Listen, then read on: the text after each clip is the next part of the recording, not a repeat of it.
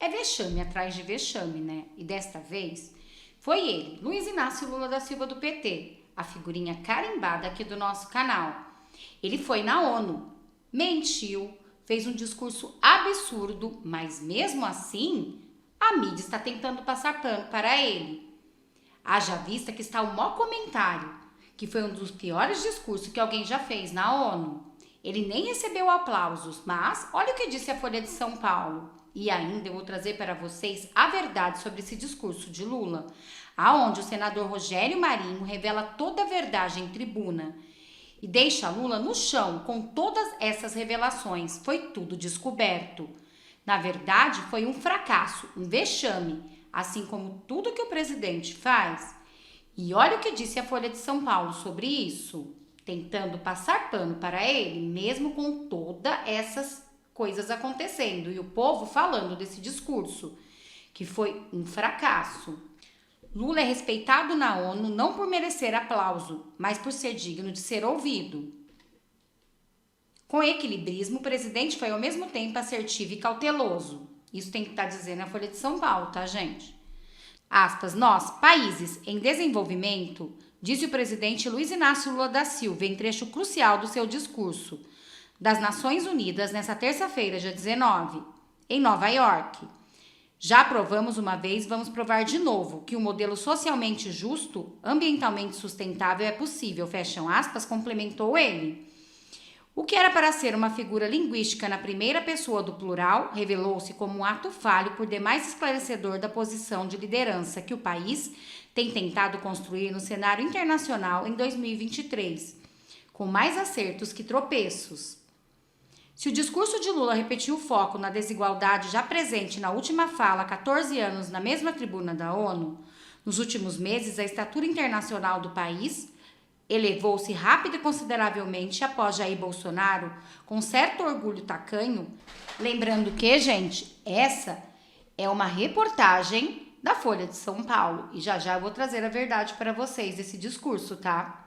Regalo à pare a Lula ter mencionado, por exemplo, os direitos da LGBTQI+, demarca a saída do obscurantismo reacionário de Bolsonaro, que há 3 anos falava do mesmo palco sobre inexistente ideologia de gênero.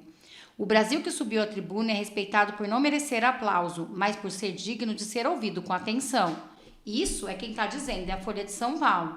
Mas agora, olha a verdade desse discurso, aonde o senador Rogério Marinho vai trazer toda a verdade em tribuna. E vocês vão ver que não é nada disso que eles estão falando, não. Na verdade, foi um fracasso, um vexame.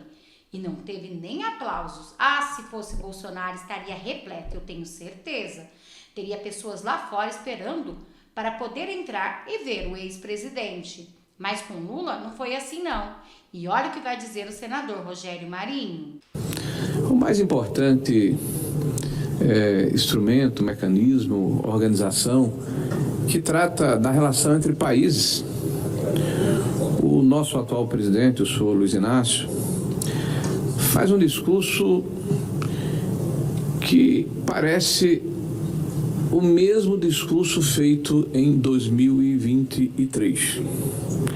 A mesma fala, as mesmas práticas, os mesmos hábitos, de olhar pelo retrovisor, de culpar o passado, de falar chavões e palavras de ordem, como se estivéssemos diante de uma assembleia estudantil ou de uma assembleia de metalúrgicos e não num palco tão importante como aquele que é visto, que é olhado, que é observado por todas as nações do mundo.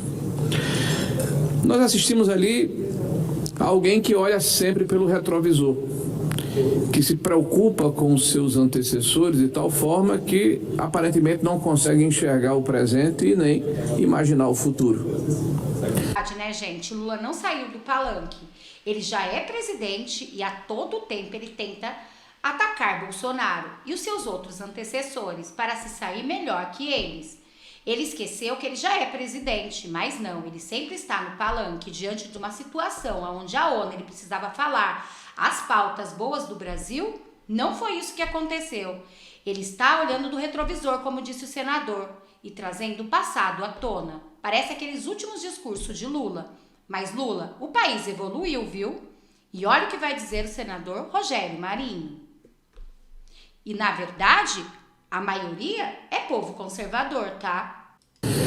Que busca inimigos imaginários porque tem governado com uma prática recorrente de dividir o país entre brancos e pretos, entre aqueles que têm uma visão ideológica parecida com a dele, daqueles que pensam ao contrário do que ele preconiza e defende. Fala a respeito dos boicotes feitos por países em relação a Cuba, de forma específica, sem uma palavra, sem uma linha, sem uma ressalva feita às agressões recorrentes contra a liberdade e os direitos humanos naquele país. Até parece que ele usa uma venda para observar o mundo sobre um prisma muito peculiar. Como pode-se falar em democracia e liberdade colocando como exemplo Cuba, que persegue os seus opositores, que leva para o presídio, para o encarceramento, os inimigos do regime, e que tem protagonizado ao longo dos últimos anos espetáculos deprimentes de legiões de cubanos, de habitantes daquele país, fugindo de Cuba, justamente buscando uma vida melhor em outros países. É esse o modelo de democracia relativa que o presidente Lula nos apresenta como paradigma, como exemplo a ser seguido. Triste Brasil.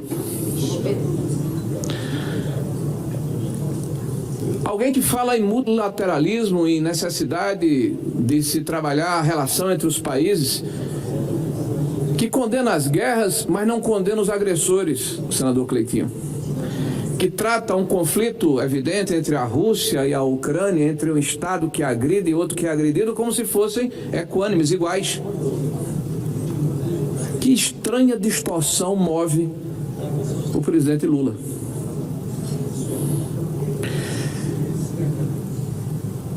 Ele que lamenta a fome mundial e diz que vai resolvê-la, parece um remake, um replay do que nós assistimos em 2003,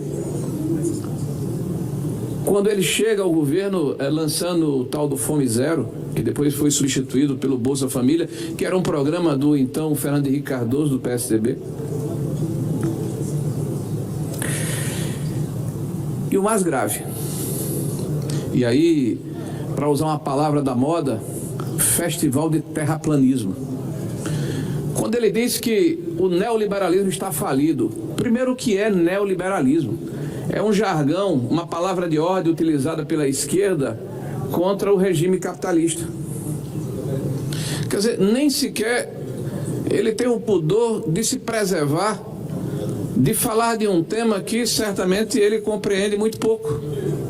Porque o que ele oferece como contrapartida a uma economia liberal, ao capitalismo que tirou da pobreza milhões de seres humanos ao longo dos últimos 100 anos, é um socialismo utópico, ultrapassado, com práticas velhas, bolorento, que não deu certo e nem vai dar certo. É a tentativa de aprisionamento da consciência das pessoas, criando, ele que fala em liberdade na ONU, o Ministério da Verdade na Advocacia Geral da União para coibir e perseguir aqueles que pensam diferente do seu governo, aparelhando a máquina pública e impedindo que as pessoas possam exercitar a crítica, a divergência, a liberdade de opinião. Aliás, nós estamos assistindo à volta do diálogo Sul-Sul. Quando se fala em abertura e o país se volta para países que ideologicamente têm convergência com o atual regime, isso demonstra claramente que, na verdade, o que o país preconiza, o que busca, não é o multilateralismo. É, na verdade, um diálogo fincado em raízes ideológicas que tem prejudicado o nosso país ao longo. Gente, da onde que o Lula veio com essa conversa que vai resolver a fome do Brasil? Ele não está nem um pouco preocupado com o povo brasileiro. O amor venceu, né? Mas venceu para eles, que quer avião de luxo, que quer fazer viagens luxuosas, enquanto o povo está passando fome e a situação do Brasil está cada vez pior. Mas lá fora ele foi falar, né, que quer resolver a fome do Brasil. Mas aqui dentro não é isso que estamos vendo, não. O mundo teria que saber realmente o que está acontecendo no nosso Brasil. A fome, o desemprego, empresas fechando. A fome, o desemprego, empresas fechando. Tudo depois do governo de Lula. Além do que, essas pautas absurdas de drogas, aborto que estão acontecendo no nosso Brasil. E também 8 milhões no cartão corporativo do presidente, né? Segundo ele, com viagens. Mas cadê a transparência disso tudo? Então, o senador ficou revoltado. E eu, particularmente, Renata, também estou. E olha o que vai dizer o senador agora. Principalmente quando sai da retórica e começa a utilizar os instrumentos que o Estado brasileiro dispõe, naquela época o BNDES, e agora me parece uma tentativa de se utilizar os órgãos bilaterais de comércio, de fomento, desculpe, como é o caso do Banco Brinks, para financiar, para jogar recursos em infraestrutura e investimentos em países que têm afinidade ideológica com o atual governo. Eu, sinceramente, espero que nós possamos virar essa página, que o Brasil possa olhar para o futuro, que os nossos governantes acabem com essa vontade ou com essa volúpia de calar quem pensa ou quem se expressa da maneira diferente do establishment, do convencional, daqueles que estão atualmente governando o Brasil. Nós temos hoje uma preocupação muito grande. É a distância entre o discurso e a prática de um presidente que passou mais de 60 dias deste ano viajando para outros países do mundo.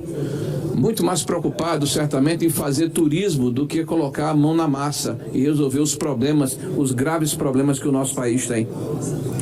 Nós estamos vendo uma economia que, passo a passo, vai se desagregando, mesmo com tudo que foi feito na estrutura de governos anteriores, nas mudanças, nas reformas, nos avanços, na modernização, tudo isso está em xeque.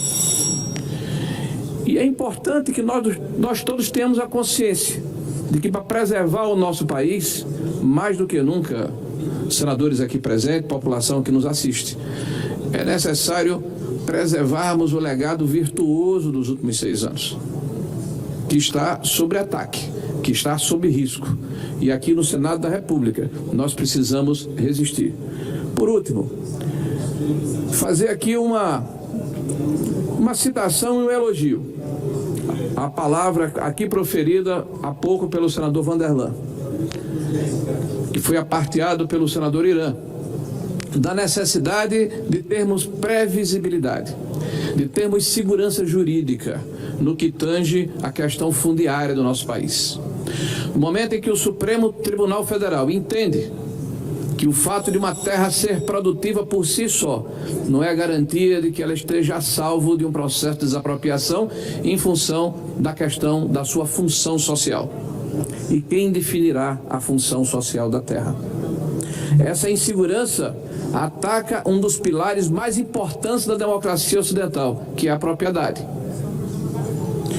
Este parlamento, mais do que qualquer outro instrumento da nossa república e da nossa democracia, tem a responsabilidade de fazer a sua parte para que nós possamos retomar, caros senadores, a normalidade democrática e que cada um dos poderes possa fazer a sua parte, sobretudo em função da necessária democracia brasileira. Muito obrigado, senhor. Viram, gente? O senador, na calma, falou toda a verdade, que foi o discurso de Lula. Mas, vocês viram o que disse Folha de São Paulo?